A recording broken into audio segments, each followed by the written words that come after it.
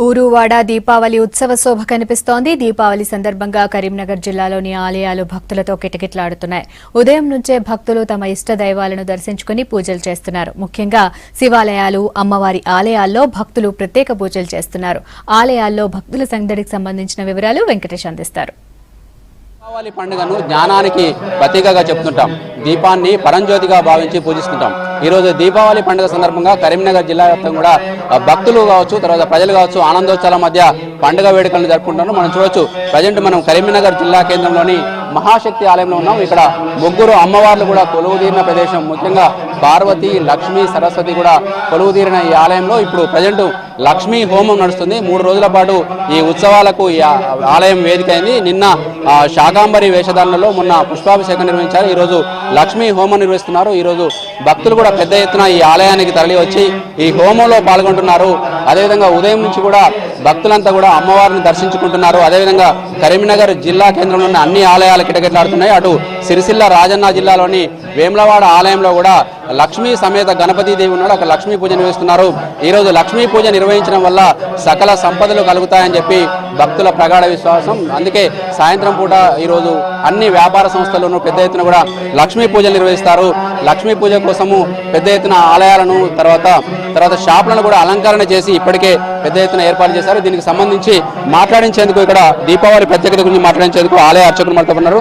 స్వామి చెప్పండి, ఈరోజు దీపావళి ప్రత్యేకత ఏంటి? ఈరోజు ఏం పూజ జరుగుతుంది మన దగ్గర? శ్రీమాత్రే నమః.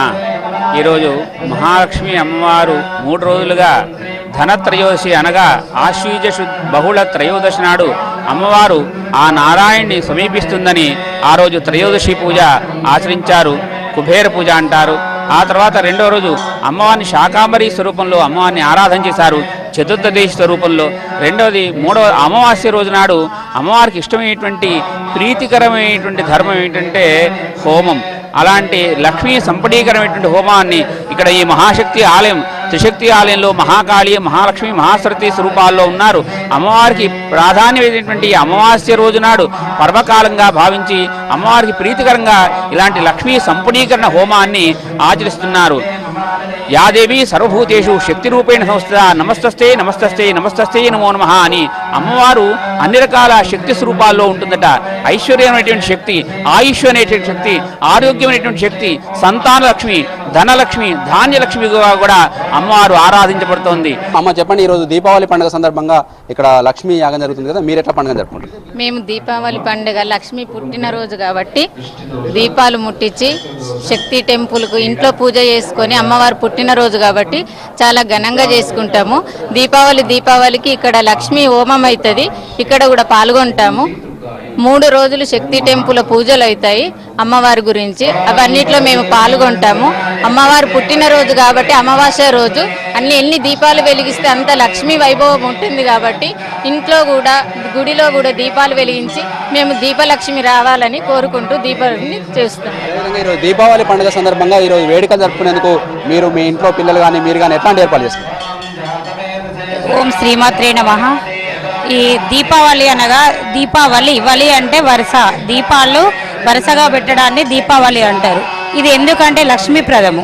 మనం అందరము ఎంత ఆయురారోగ్యాలతోటి అష్టైశ్వర్యాలతోటి మనమే కాక మన పక్క వాళ్ళు సమాజం అందరము బాగుండాలి అని అందరము సంతోషంగా జరుపుకుంటాము.